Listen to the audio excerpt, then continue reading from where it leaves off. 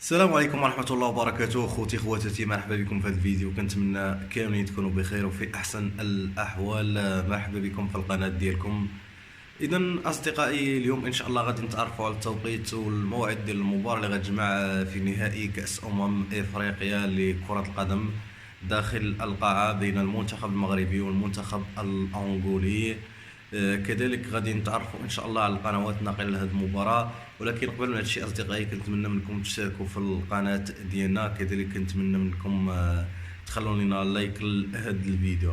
اذا اصدقائي، بعد التاهل ديال المنتخب الوطني المغربي للنهائي ديال كاس افريقيا داخل القاعه، بعد الفوز ديالو على المنتخب الليبي بالحصه ديال 6 اهداف 0، كذلك التأهل ديال المنتخب الأنغولي بعد الفوز ديالو على منتخب مصر ب7 ديال الأهداف ل3.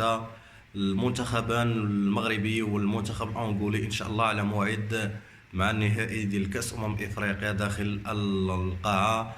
المباراة اللي غادي تجرى إن شاء الله يوم غد الأحد 21 أبريل.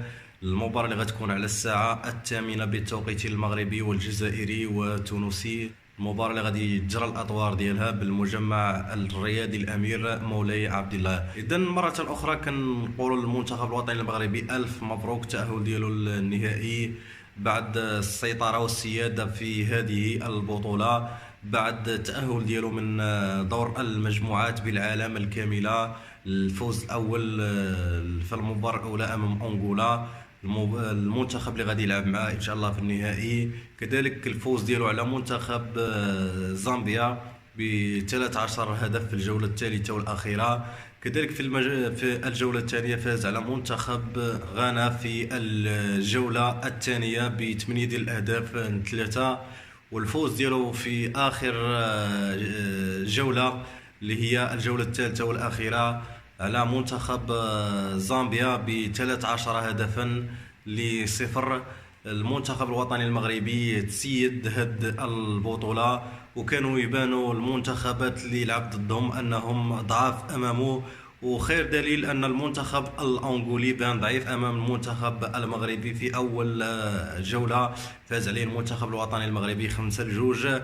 هذا المنتخب هذا فاز على منتخب مصر في نصف النهائي. المنتخب المصري اللي تأهل لنصف النهائي بالعلامة الكاملة بعد الفوز ديالو في 3 مباريات في دور المجموعات. كذلك كنتمنوا الشفاء العاجل للاعب محمد جواد اللي تصاب في المباراة ديالو في نصف النهائي أمام ليبيا. الإصابة اللي كان تعرض لها من قبل تعاود تصاب في نفس المكان. كنتمنوا لي ان شاء الله الشفاء العاجل والعوده للملاعب عما قريب. اذا ان شاء الله اصدقائي، غادي ندير لكم اللايف ان شاء الله في هذه القناه هذه، اللايف ديال المباراه اللي غتجمع بين المنتخب الوطني المغربي والمنتخب الانغولي برسم النهائي ديال كاس افريقيا للقاعه. كنتمنى اصدقائي هذا الفيديو يكون نال الاعجاب ديالكم. ما تبخلوش علينا بالاشتراك في هذه القناه هذه. الناس اللي اول مره كيشوفوا هذه القناه ما تبخلوش علينا بالاشتراك فيها. كذلك تكليكيو على الزر ديال الجرس باش يبقى يوصلكم كل جديد كنحطوه في هذه القناه هذه. وما تنساوش اخوتي ديروا لنا لايك. السلام عليكم ورحمه الله وبركاته.